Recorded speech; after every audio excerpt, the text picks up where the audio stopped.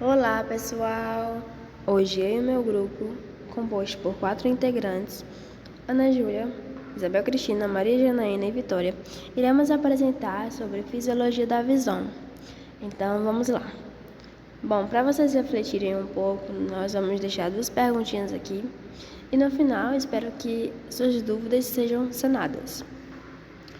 A primeira é: você já parou para pensar como seu cérebro consegue transformar simples raios de luz em imagens detalhadas do mundo ao seu redor? O que acontece no olho de alguém que tem daltonismo? Será que ele realmente não vê cores ou apenas as enxerga de forma diferente? Bom, agora nós vamos falar sobre algumas estruturas dos olhos. Os olhos são órgãos responsáveis pelo sentido da visão. Eles se encontram no interior de cavidades ósseas, são chamadas de órbitas oculares, e são revestidos por uma camada de tecido conjuntivo fibroso que é chamada de esclerótica.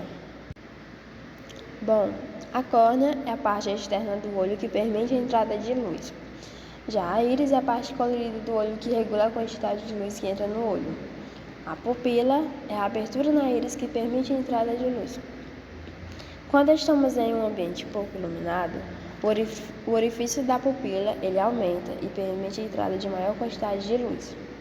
Já quando estamos em locais mais iluminados, o orifício da pupila ele tende a diminuir de forma a não ofuscar e não deixar que a luminosidade em excesso prejudique as células da retina.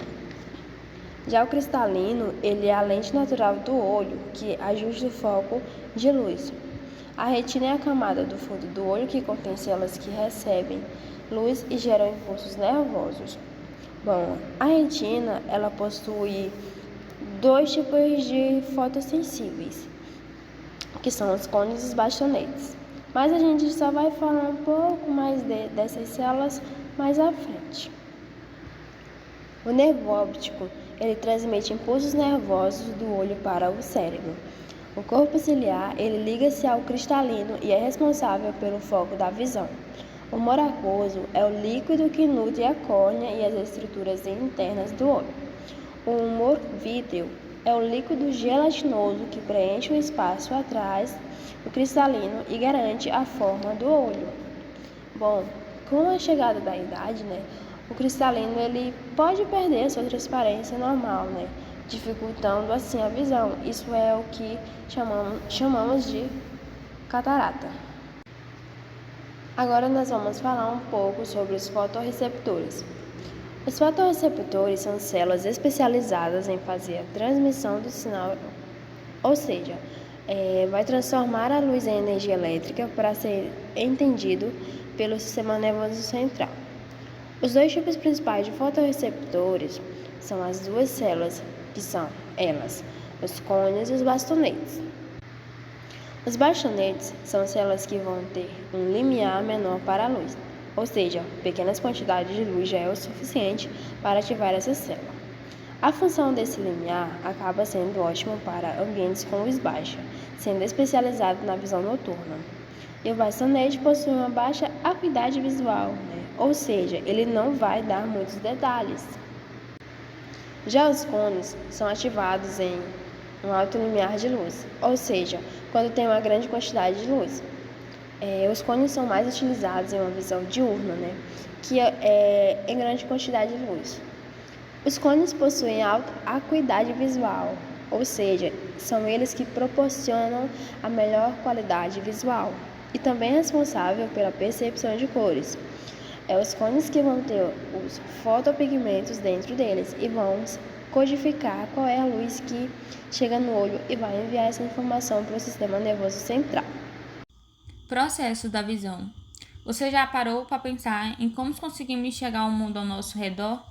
A visão é um processo incrível que envolve os olhos e o cérebro trabalhando juntos. E hoje eu vou te mostrar como isso acontece. Agora observe essa ilustração.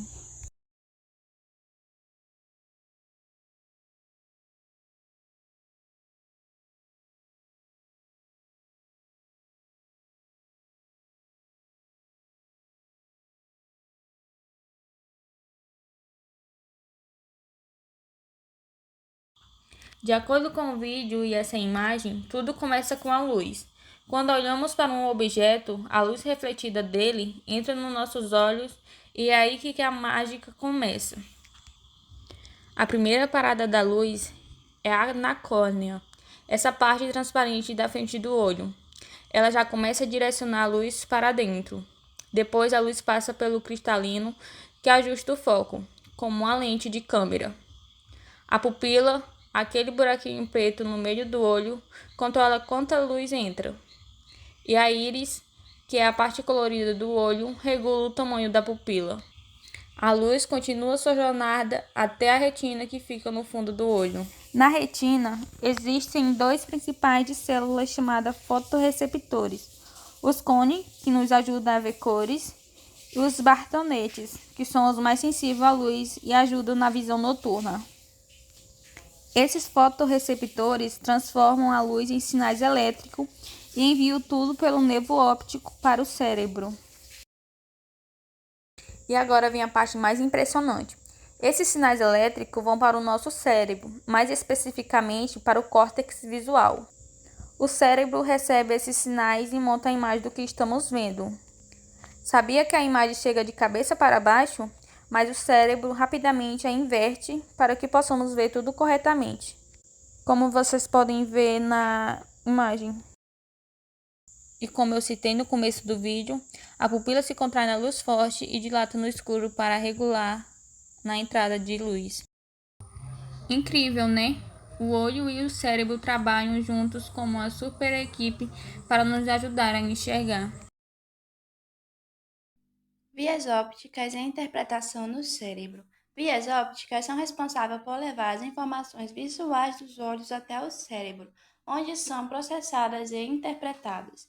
O caminho que a luz percorre até se tornar uma imagem compreensível envolve diversas estruturas e etapas.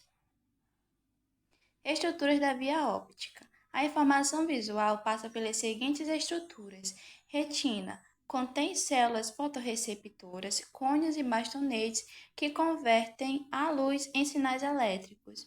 Nervo óptico conduz os sinais elétricos da retina até o cérebro. Quiasma óptico, região onde parte das fibras do nervo óptico se cruzam, permitindo que as imagens captadas pelo olho direito sejam processadas no hemisfério esquerdo e vice-versa. Trato óptico, conduz os sinais nervosos do quiasma óptico até o tálamo. Corpo geniculado lateral no tálamo. Atua como uma estação de retransmissão para o córtex visual. Córtex visual primário no lobo occipital, principal região do cérebro responsável por interpretar a visão. Interpretação no cérebro. Após chegar ao córtex visual primário V1, a informação visual passa por diferentes áreas especializadas. V1. Córtex visual primário. Detecta bordas, contrastes e orientações básicas das imagens. V2, V3 e V4, responsável pelo conhecimento de formas, cores e movimentos. V5/MT, área do movimento, processa a percepção do movimento. Córtex parietal, responsável pela percepção espacial e pela interação visual com o ambiente. Integração com outras funções. A interpretação visual envolve a interação com outras áreas cerebrais, como memória, hipocampo, para reconhecer objetos familiares, sistema límbico para associar emoções às imagens, córtex motor para respostas motoras e estímulos visuais.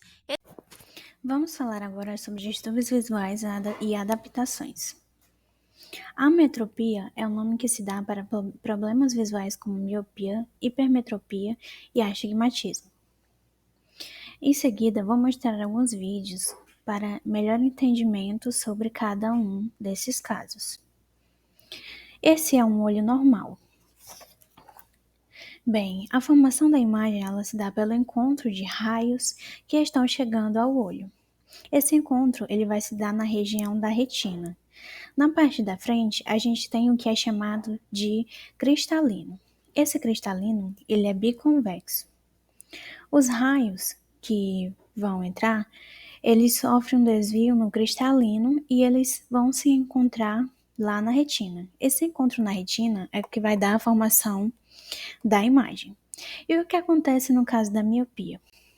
Bem, no caso da miopia, acontece que a formação da imagem, ela vai acontecer apenas lá, vai acontecer antes da retina.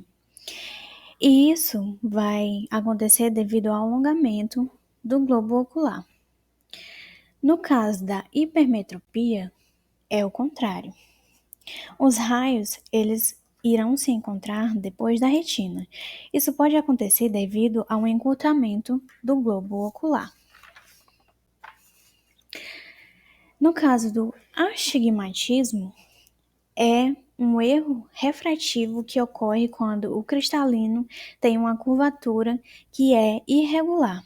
Isso faz com que a luz seja refratada de forma desigual, resultando em visão distorcida ou embaçada para todo tipo de distância, tanto para longe quanto para perto.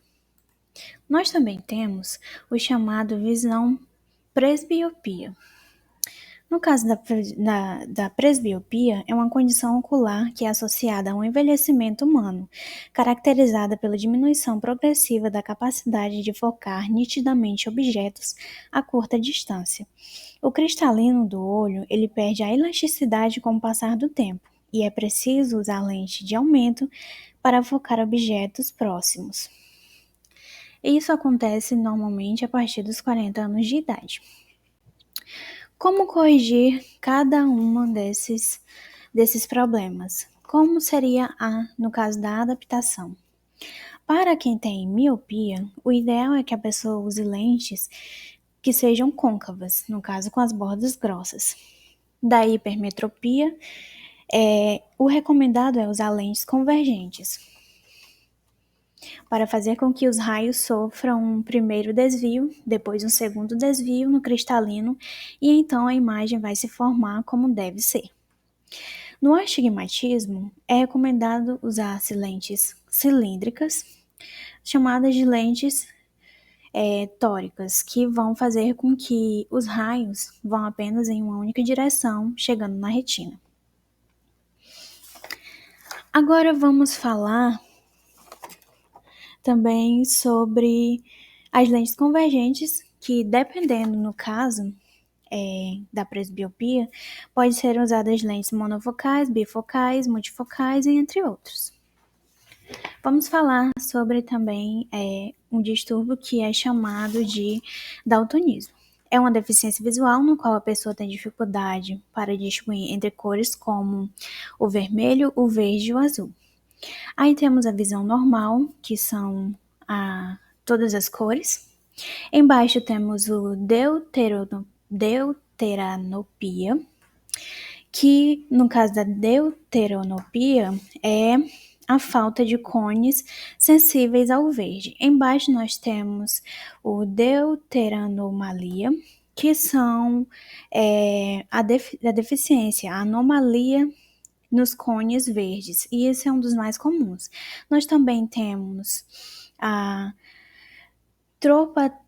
trotanopia, que é a falta dos cones sensíveis ao vermelho, e embaixo nós temos a protanomalia, que são defeito nos cones vermelhos.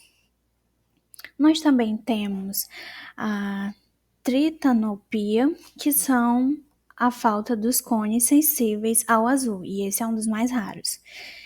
E nós também temos a tritanomalia, que são defeitos nos cones azuis, que também é um dos mais raros. Nós temos, por último, o monocromacia, ou também acromático, que no caso é a ausência total de todas as cores, ou seja, a pessoa vai enxergar apenas o cinza. E as adaptações para isso é o uso de lente ou óculos com filtros especiais para cada um deles. Muito obrigada por terem ficado até aqui.